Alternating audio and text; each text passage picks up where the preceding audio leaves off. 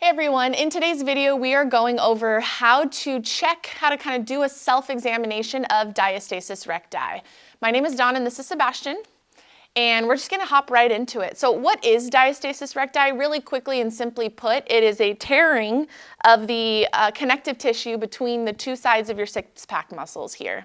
And so the way that we check for that is we lay flat on the back, bend your knees, feet flat, and you're going to find your belly button. It really can happen anywhere along the center of the abdomen there. So from the top of the sternum, or the bottom of the sternum here down to your pubic bone, you kind of want to follow that line down. But starting at the belly button, we're first going to do a small little sit-up. You take two fingers, put your fingers inside your belly button right next to each other, and just feel for some gapping there. How big is it? Can you fit two fingers? Maybe three? Is it just one finger? And then follow that line in the center of your belly upward to see if it changes at all. Where you have the biggest gap is probably where we want to focus and measure the most.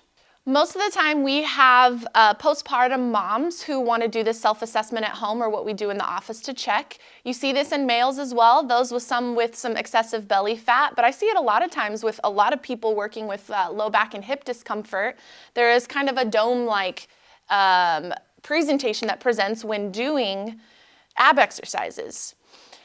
And so with that, we know that there's just improper disbursement of pressure throughout the abdomen. So in a rehab setting, when we're dealing with something like this, we kind of learn how to properly disperse pressure through the abdomen, and you see less of that.